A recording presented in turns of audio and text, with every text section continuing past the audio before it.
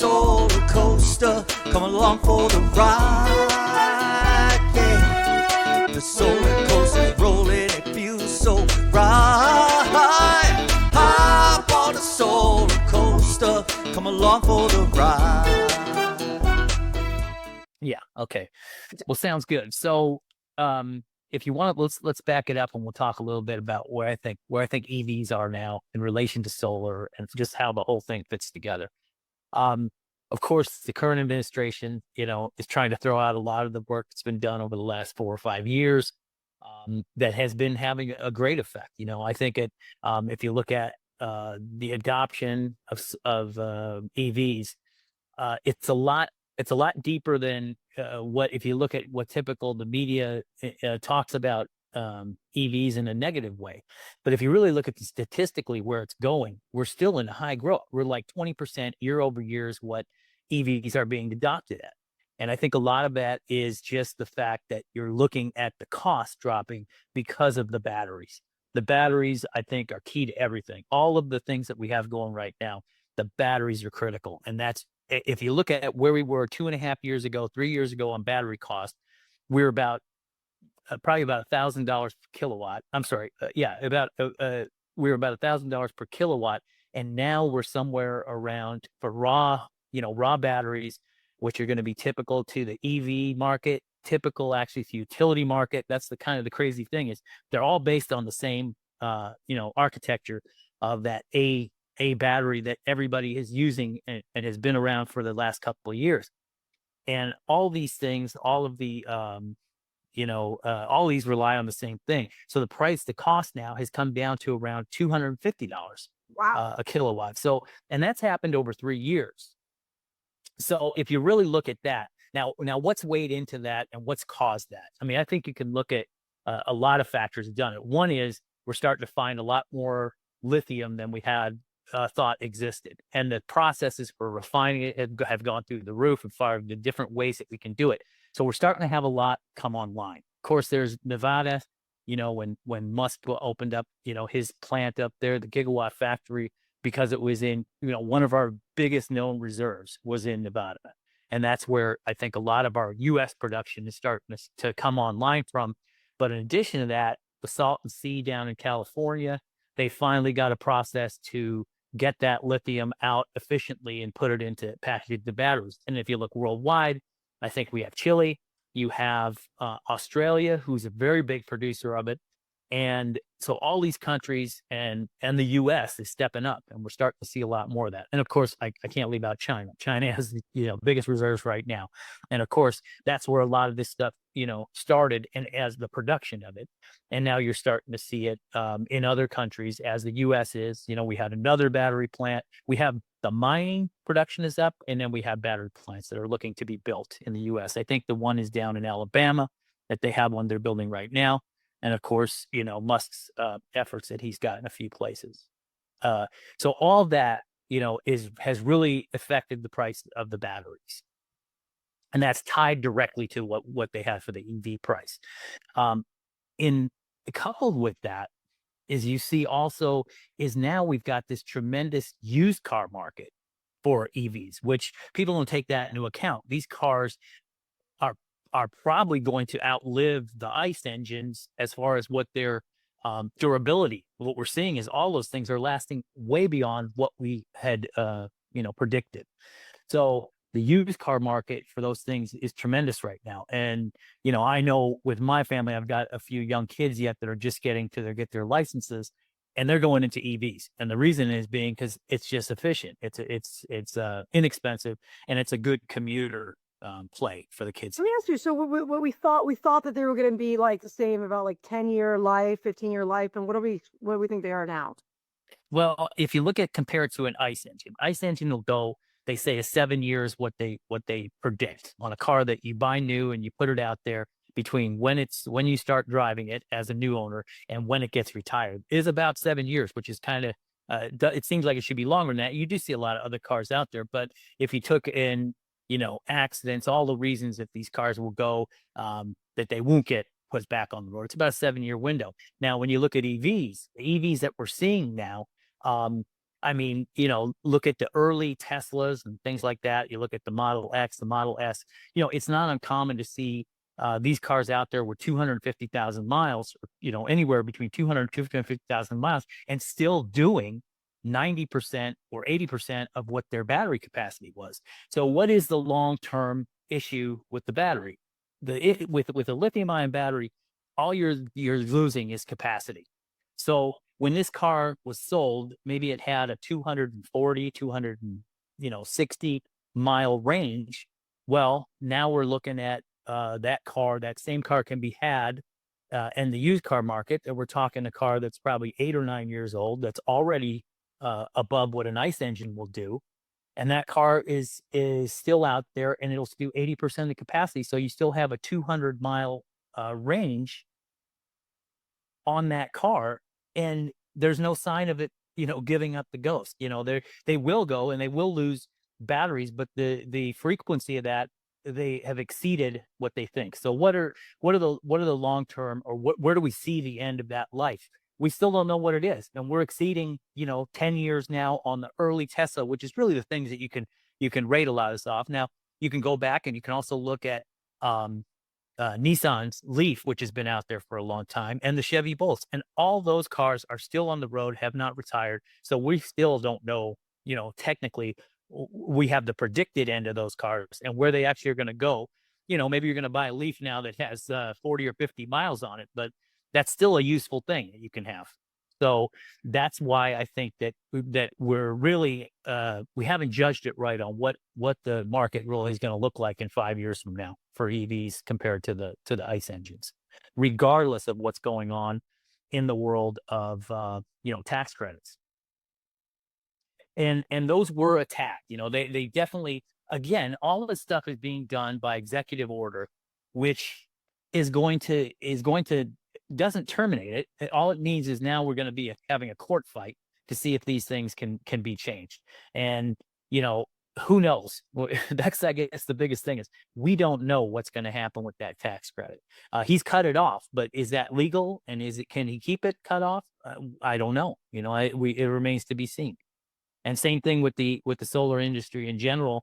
That's the discussions that I have with clients when I'm out there in the fields. What's going on with the tax credit? Everybody's asking about the tax credit.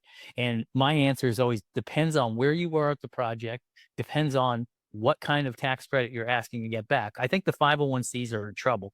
They were the ones that were going to get a cash payment, and getting a cash payment now from the Trump administration doesn't seem like they're cutting off all cash payments, for in all kinds of ways. But if you have a tax credit, you can capitalize on the side of not selling a tax credit, but utilizing the tax credit. Those programs are still out there because they're just a legacy. And the way he rules, or the way that he takes charge, is by executive order. And the executive order has not come into that where they can, at least maybe it hasn't been paid attention to, or that isn't there. But if you still apply for the tax credit, you can still get the tax credit. So that's still alive, and it remains to be seen, what is going to happen. And I think that's a train that's a little bit harder to reverse, a little bit harder to change. They're trying, but as of right now, that those tax credits are still there and people are still getting them. They just apply for the tax credit, they put it in, and they take it off their tax. So it's a different story than them cutting checks, which is what the 501Cs are and the municipalities are trying to get. So that's a different type of tax credit. So to circle back, I got a little bit on a tangent there with some of that, but it's all interrelated, and that's the thing is, how do we look at this? How do we look at what's going on with utility scale solar versus residential solar versus commercial? And then, we look at that. How does the EVs play into that? The way I see it is, if you look at charging, what's going on with charging? The only company that was able to make it technically viable to travel your Tesla was Tesla. They have now, if you go between here and California, I've got enough stops to where it makes sense for me to do it. And I can fuel up my Tesla and not have to worry about it. And they've opened up some the charging station, but really they own that market. They are the ones that have have that capability. And there's a few that are trying to, and there's some commercial, the ones that, Charge America or I can't remember what they're, Shark Point, Wallbox.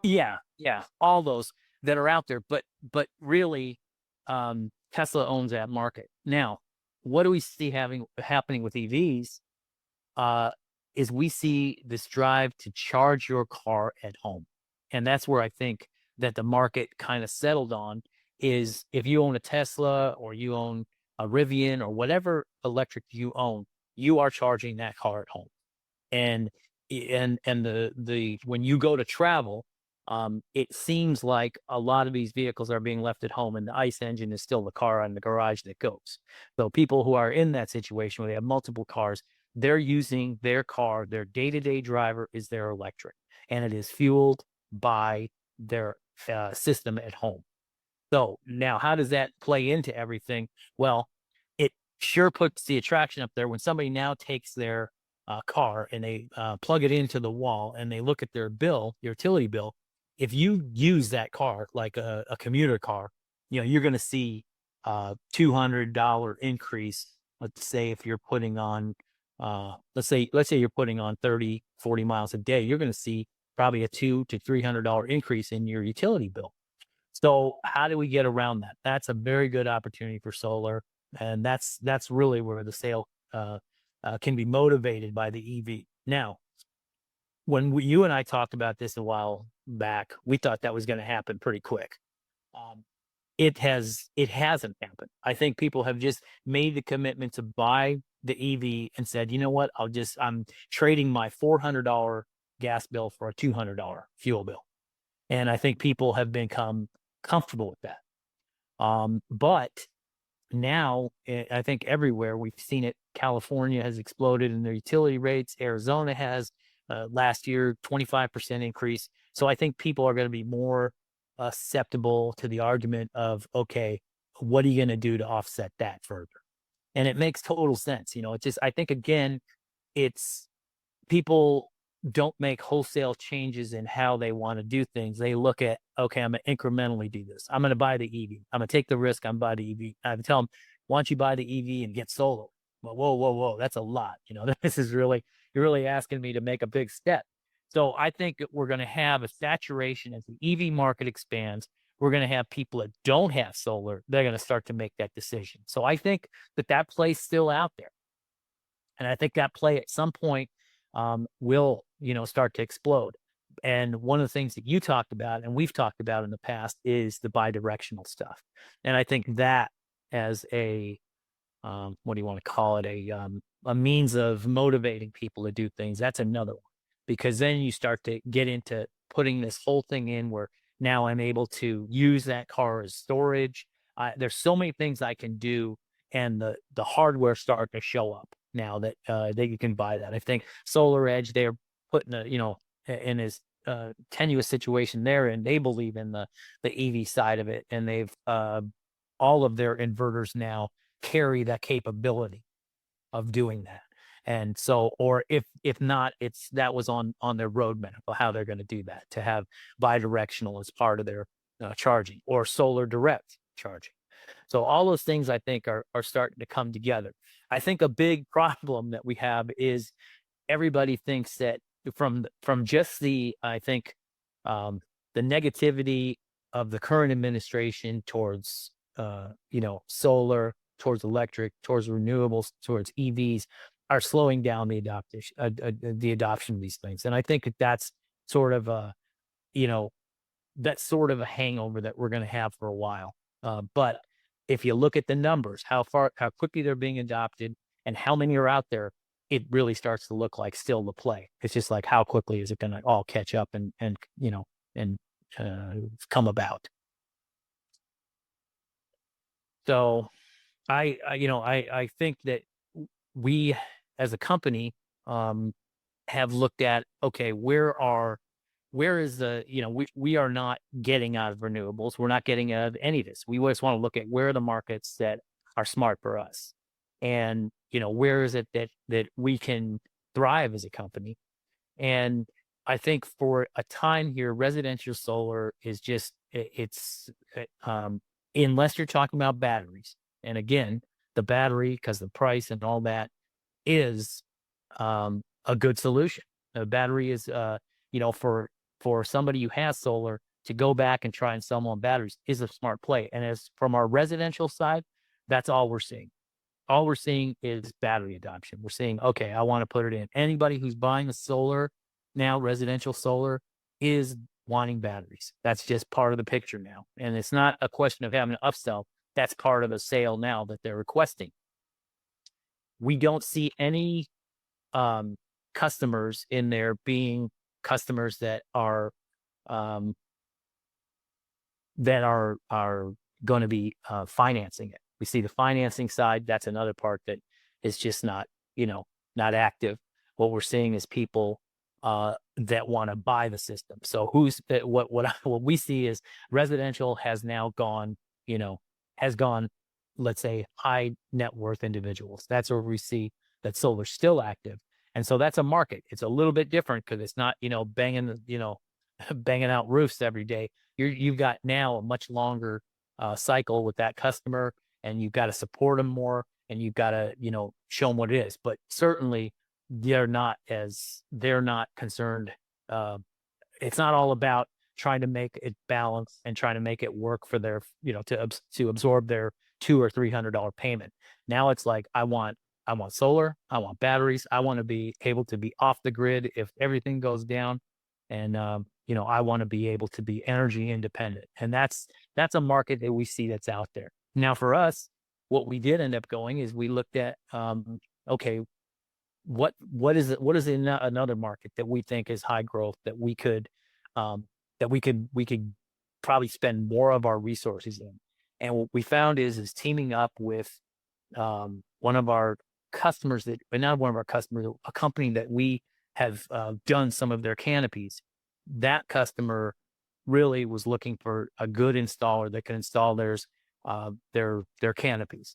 And that's where I think probably 80% of our business now is at parking canopies, and they're of all types. And I think that if we look at where's our customer base, we're doing a lot of business in California, and that's because still high costs of electricity. Everybody wants to do solar because it just makes financial sense.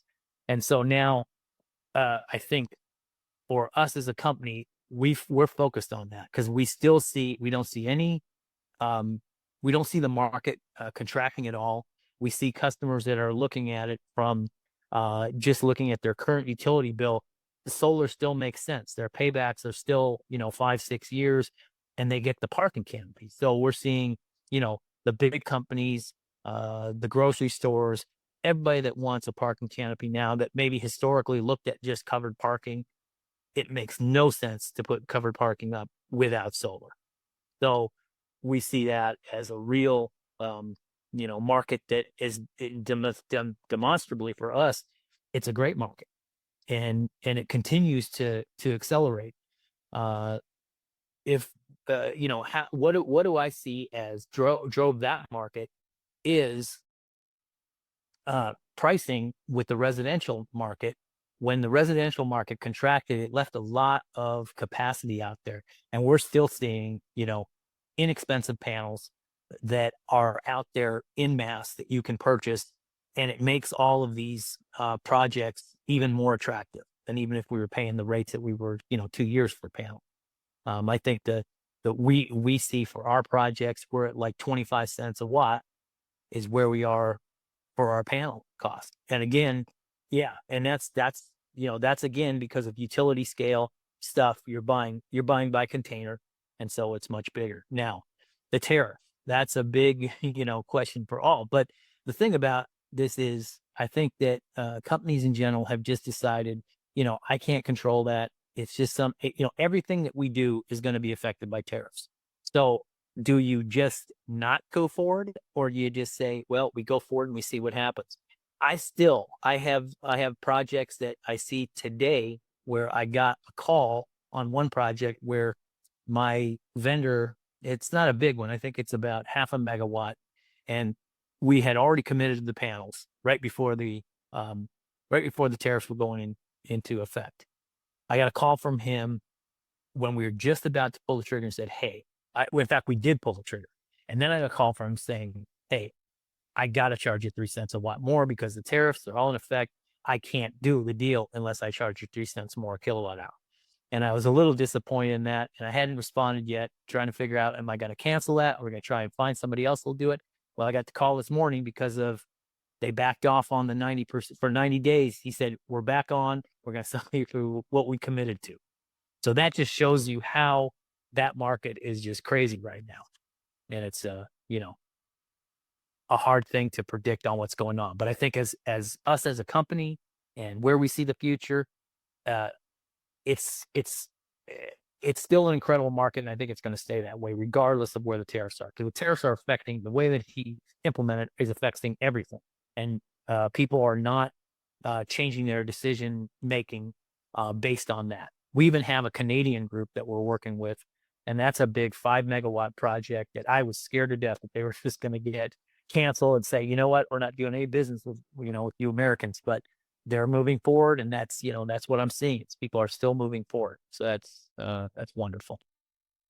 Hey, I got a question. So, in terms of, so you're working with all these, California and other places. How do you, as you're located in Arizona, small family business, how are you Right. managing this growth and ability to create and curate installations in across the country?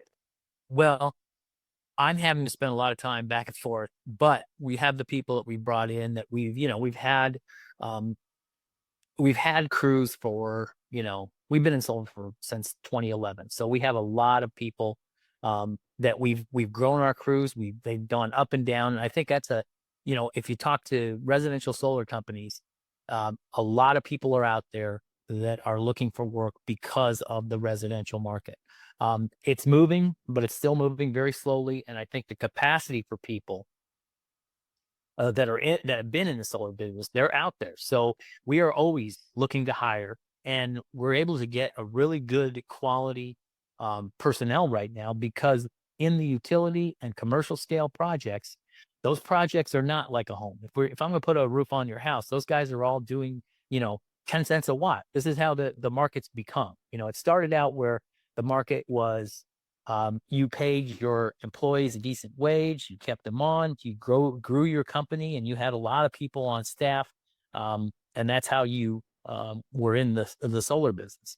And you just keep scheduling work, and we all kept moving along. Well, when this crash, I'll call it that, in the residential solar came about, um, a lot of people, a lot of companies, SunPower, all these people, from the suppliers to the companies out there doing the work, some big companies that lost, they couldn't, they were insolvent. So we had a lot of people out there on the streets. Well, what's come now for residential solar? Well, it's become just, a race to the bottom, and you're paying guys, 10 cents a watt to get it done. And that means you know, they're going to spend 14 hours out there with a crew, and they're going to get that house done because that's how they can make money. It's basically become a piecework thing. There's a lot of less companies that have people on the payroll. They're just subbing these guys out with 10 cents a watt. That's the way they get paid. So in order for them to make money, they got to hustle, and they got to be off that roof in a day and get the thing done. So that's complicated. Again, we go back to the batteries that has, again, that's stretching things out. But for us, what was the benefit for us? There's a lot of people out there that are not working who have a lot of experience in solar. And that's where we've come in. We've hired people that we get a lot of resumes. We turn on our, basically I don't recall who we're using, but we'll turn it on for a week. We'll get 50 resumes, honestly. And then we'll be able to look at those and just take the cream of the crop. And then we have guys who have led crews, and maybe they led a crew in a residential area, but that person can be taught or, very quickly upgraded to the ability to run a big project. And, they know how to interact with people. And then we've just got to be able to organize it in such a way that those people can succeed and be out there doing the work for us. So that's kind of what I think our timing was just really good right now, to where the people are floating around out there that are looking for work. So we can capture some pretty good people at a competitive wage. And that makes a lot of sense for them and us. And so that's what's, I guess, been able to allow us to do growth and to move. Now, that being said, we've also had to look at how we pay people and what we pay people, because a lot of the market is um, in California, which has some challenges in the fact that some of these are public works projects. And public works project is nothing like, when you're trying to pay somebody 10 cents a watt to do a commercial or a residential roof in Arizona or a right to work state. You're in California and you are subject to the DIR, which is a big, um, their industrial arm of the government that, monitors what you're paying people. So if you look at the wages you have to pay in California, if you're solar, if you're on a public works project, there is no classification, say, for solar. There is only a classification for a laborer, but a laborer in California makes $64 an hour. And that's an entry level guy coming, or that's actually a journeyman, but entry level is a whole nother thing, because then you're talking about apprenticeships. But that's what the baseline is. So you have to pay your people $64 an hour and what they're doing. So what you have to do is you have to adjust your numbers and you have to make sure that you are able to bid your projects with that kind of money out there. But even with that being said, when you look at these big solar projects, most of your stuff is still your hard balance of system, your panels and your inverters. So, and then when you talk about canopies, it's a lot of steel, structural steel. So, I'm not. A lot of people will argue saying, "Oh, this public works. Why does a guy have to get paid $64 an hour? Who's an entry level or who's just a laborer?" Well, I look at it from the fact that, look, it's a living wage, it's California, and you got to pay those wages. It's just the way that the thing is, and you have to pay people what they're worth, and that's the way we look at it. And if we just bid the project, everybody's gonna be subject to that. You can't cheat it. They're on you to know what you're paying. Everybody, it is a level playing field. You just have to do you have to be efficient. You have to make sure your bids are good and that you're able to pay the people. But I don't see, if I look at a project in Arizona versus a project in California, it's not a huge amount more than you have to pay. It's certainly an increase. You're probably looking at 25 cents a watt or something like that you're gonna have to add on just because it's in California. But it's, in my mind, that's what we should be paying people anyways. I don't like the idea of us, race to the bottom of people, paying people 10 cents a watt to be out in hot Arizona sun installing a, solar system. So that's just me.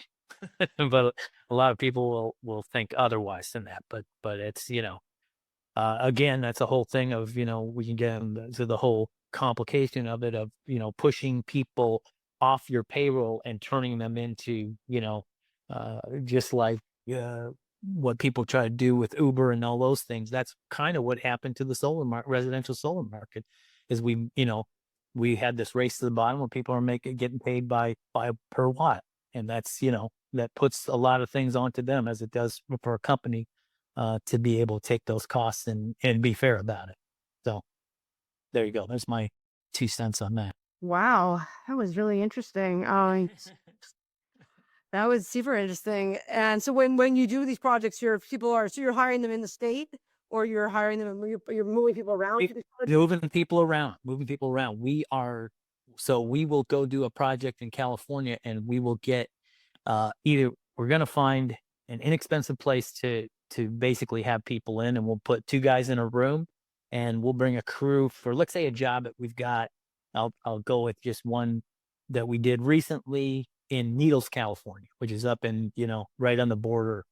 You go across this, basically you're right on the edge of the Colorado River. So if you're jumping back and forth between California and Arizona, but we'll stay in Arizona because the hotel rates are cheaper, and we'll put people up. We'll get either, we've looked at Airbnbs. We typically find that we can be cheaper just getting up there. We'll find a place that'll do a $50 or $60 a room.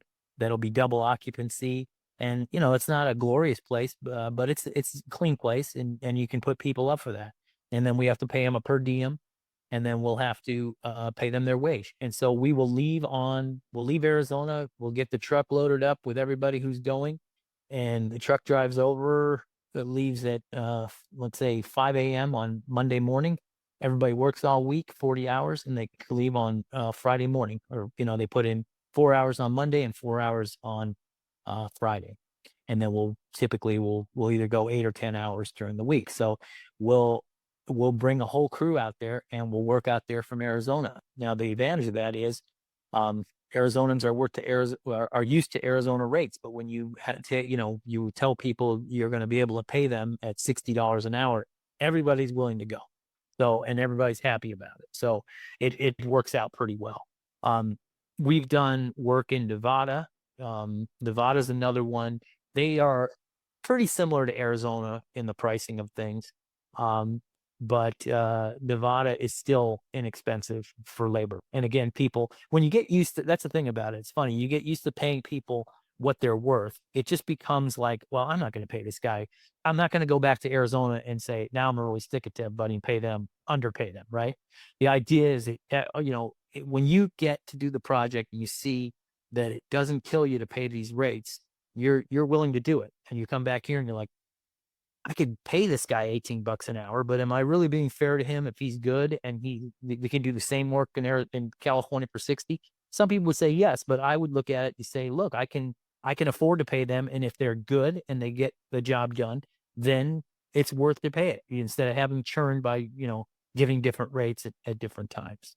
So I will say we do pay less here, but not like where it wasn't residential. And residential is terrible right now. Like I say, it's just become this race to the bottom. We don't have to do that, so we don't do it.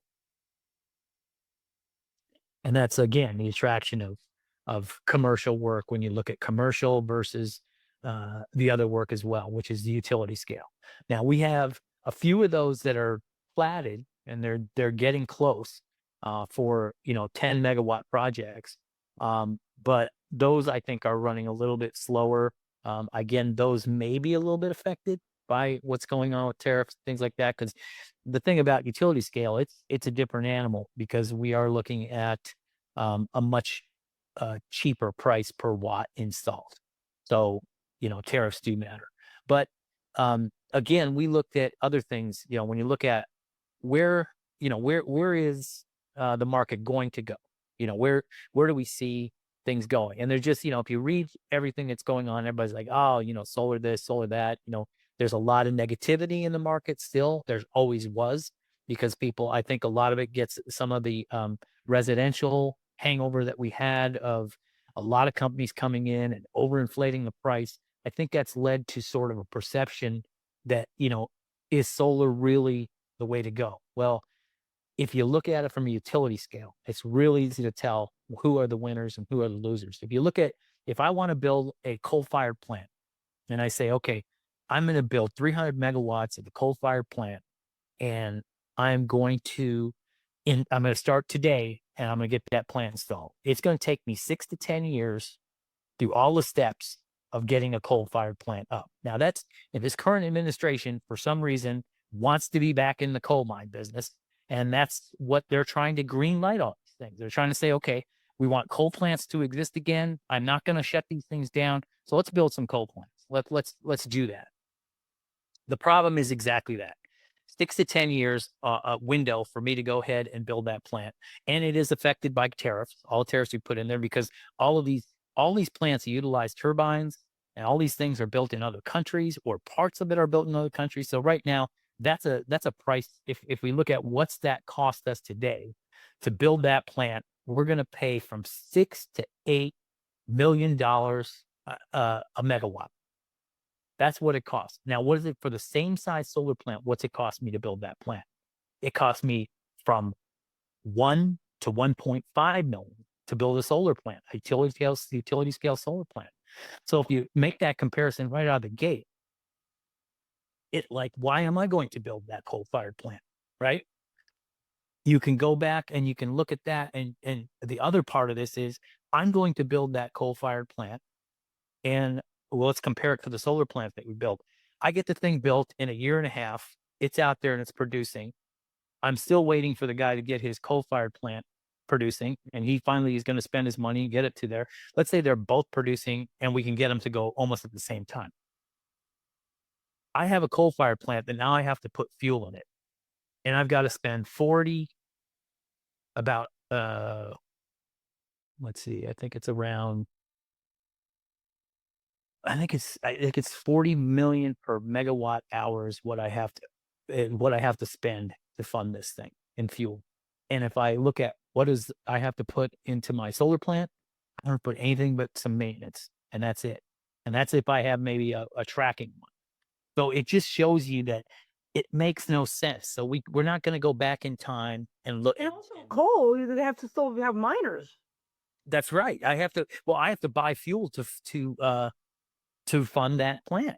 And do I have to do that with solar? No, I don't. And I got a 25-year window now with the way things are. I got 25 years that I can run that plant without having to purchase fuel. And that's a big thing.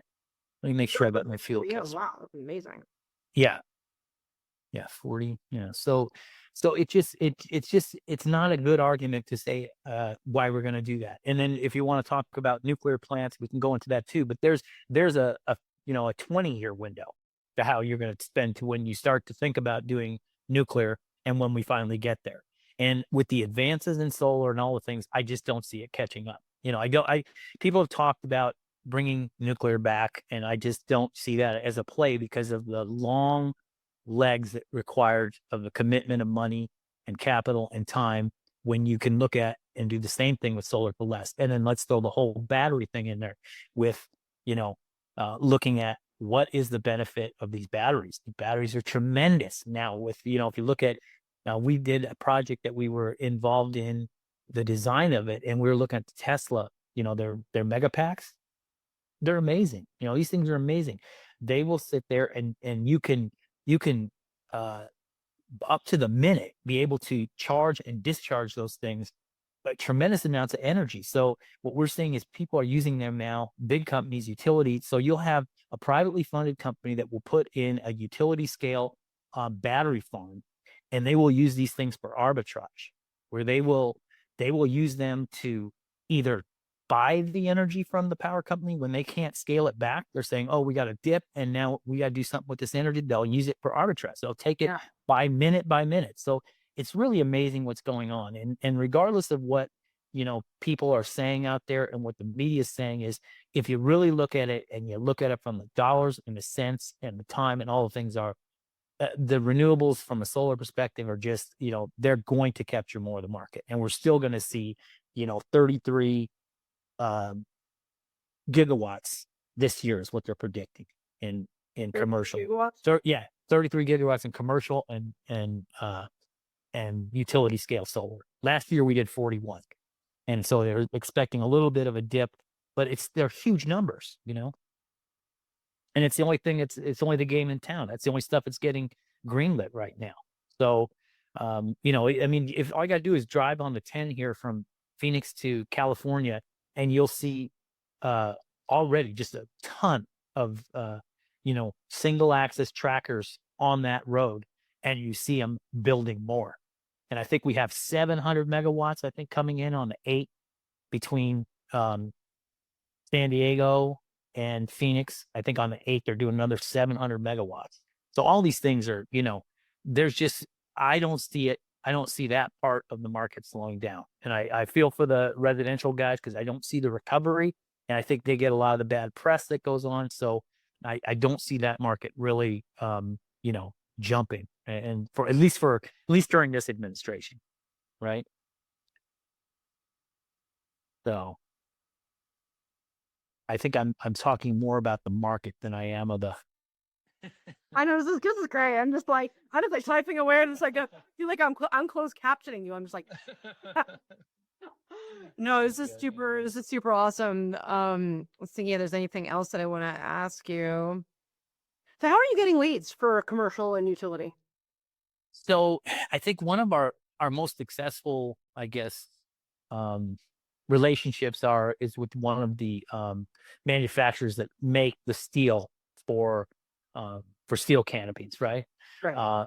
And that client has led to a lot of leads, and then just jobs bring jobs. When the people start to see you out there and in the marketplace, and what you've done, that brings in more work too. They just, your name gets out there, I think a little bit, and you do get kind of in. It's different, I think, from as you and I know, the residential solar market's a different animal, and we've done that, but we haven't had the success there that we have in let's say commercial scale. And I think the reason is that's more of a different customer relationship, right? The relationship I think you get in residential and let's say the smaller solar is, it's I guess more defined. There's more expectations, and then you're just start to look at, how's your company perceived, and have they heard of you, and will they make the commitment with you? Do you have a good reputation out there in the marketplace? Not to say that any of that isn't important commercial, but commercial is much more of a different sales cycle. It's definitely longer. You know, it's definitely more personable, where they're looking at you, and but typically I'm the one who's out there representing us and getting work. And that's, forming the relationship with the ownership, the hand holding, showing them, how this thing is going to affect their business. Basically, they come in with the idea of, okay, this seems like we should be doing this, but how's it really going to work for me? What can I expect? And I think, residential solar had a lot of tools that was, helpful in making the residential solar sale, in the kitchen. This is a whole different sales animal, because now I'm talking to, ownership. I'm talking to the CFO. They want to know, okay, show me, take me through this, take me through this. How do I make my money? Where is it?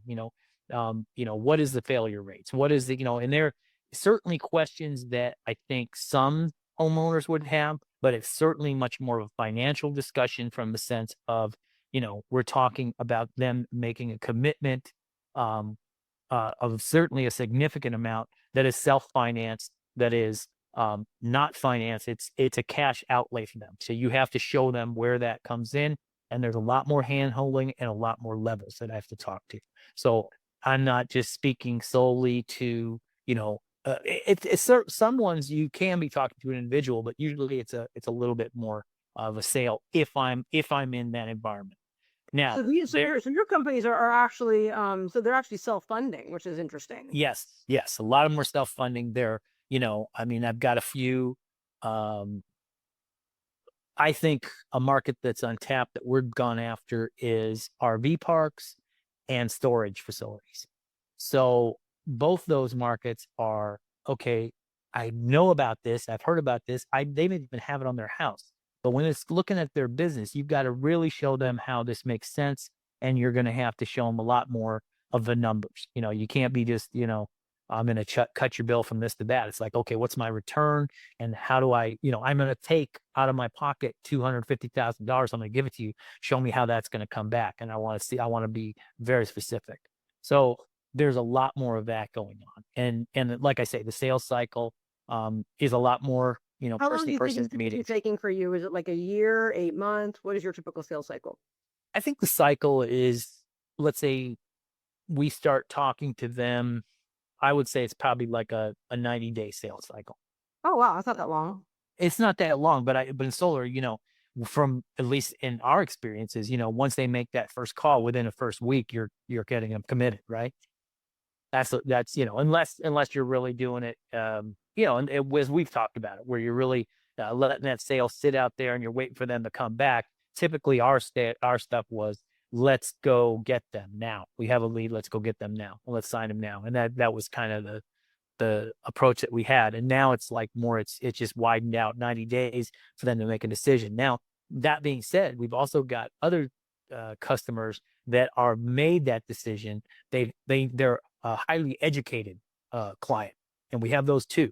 And that's going to be another client like grocery chains, that are looking to do that. They've already made the observation, and they've already done the legwork, and they even know about where the pricing is.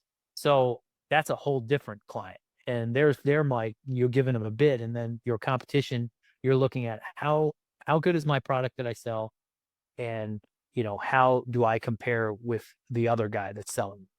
And that's where you're going to see it. Now, also what we see in that market is it's changed in the fact that a lot of customers come they want to supply their panels and their inverters. And they want to make cut deals on that. So then they're just saying, we just want you to build a structure and put it all together, but we're coming with panels and inverters. And we've seen that happen a lot in the market too, which is different. Are you being asked to do the O&M? That's the thing. Solar O&M, yes, sometimes we'll put the contract out there, but a lot of times they're just willing to do it on the fly and say, we'll do it with our warranty work, and we'll come back if there's an issue. But the O&M contracts, unless you're on utility scale, where there are performance clauses, where they have to, if they're doing a utility one, they want to have, some guarantee that they're going to have uptime, especially if you're talking about trackers or things like that. But typically, just let's say a canopy, they're not going to. They're going to either, you got to give them a good monitoring system, and they're going to take that on their side, unless of course, depending on the chains and things like that, they may want some more things. But again, some of our vendors are supplying that anyways, right? They're if you look at now, we're selling a lot of, on our project, CPS's stuff, which Chint Solar or whatever, their series is pretty good, and they sell a whole package to the clients to monitor and allow them to be notified when things are going wrong. CPS, I don't think I've heard of them. Well, I think they're big in the canopy. That's where we see. That's where I got to know them, is in the canopies. And yeah, CPS. So they're pretty good. I mean, they're not like there are different leaders in commercial markets, and then Power. That is a Chin Power. Okay. Yep. That's a biggie that we're. What's the name of your canopy? Power Steel. That's who we use. That's who we sell. Yeah, and they're out of Tempe. So and I think a lot of they've teamed Steel and Wire. That's one of their companies, but Power Steel Solar. I think it's Powers. It could be Power Solar Canopies. It could be something like that. Houston Power. Yeah. But they're there, and a lot of our leads come because we're on their website as well, and that they have us as like a vendor for them. So that drives a lot of sales our way. Wow. Yeah. And I think for us, another thing that made us successful in this market is, we were already a general contractor originally.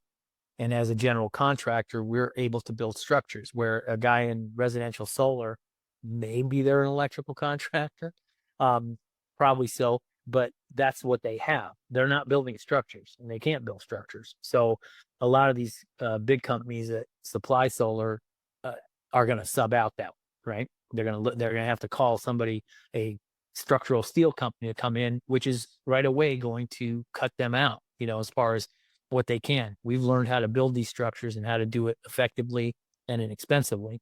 And, we don't have to give up that margin to bring somebody else in who's going to build the structure, and they're going to do it. If you're doing that, you're not going to be competitive. So being a general contractor has helped out. And we have licenses in Arizona and California and Nevada. So we did that legwork right about the time we met you. We were looking at, where else we're going to do it. And so we got our licenses in the other states, so we could do that work as well. And I think that's really what's benefited us, is been able to not only be the solar company, but to be the structural company as well. Wow. Yeah. And then also that's also led to a whole side market of, we're able to sell services, design services, from the structures all the way through the electrical. And that's, companies are paying a lot of money for that. And since we specialize in that, we have a lot of vendors that we utilize that we can drive that price down. So, I mean, the cost of what I see in the market, what people are willing to pay, companies are getting quoted $80,000 to $100,000 just for the to get you to permits for the solar and the structure. And we can do both those and charge our customers half that and still make a ton of money on it. So that's another one. So we've had a lot of success in just doing services. And that typically will lead to you getting the job. So we'll come in, we'll say, hey, we'll do all of your, how much you paying for the engineering of this? And they'll say, oh, we're going to pay $100,000 to this. And then we come in and say, look, we'll do all the engineering of that part of it for, let's say $40,000. And then we'll come in and be able to offer that service. And once you get in the door, it's a lot harder to lose the job, right? If you just say, look, we're gonna do all your engineering, doesn't have to be through us, but we'll get you the permits and you can open it up to whoever, but we'll give you the bid. We'll tell you what it's going to cost you from our perspective. And you start having those discussions early on, and you're gonna be in that job. They're not going to drop you at that point. So that really helps with the sales cycle, being able to offer that as part of the package. Wow, well, this has been really amazing. We need to redo your website for like all these. Yeah. This is not who you are at all. I know. Oh I my, know. well, Yeah. Well, good. And let me know if you need anything else, or you want to talk about something. I mean, that's one thing. I got a lot of knowledge in this business, so yeah, the different aspects of it. So I'll certainly yes, do that. And thanks for taking the time. awesome. Thanks, Anna. I enjoyed it. Okay. Hop on the solar coaster, come along for the ride. Yeah, the solar coaster's rolling, it feels so right. Hop on the solar coaster, come along for the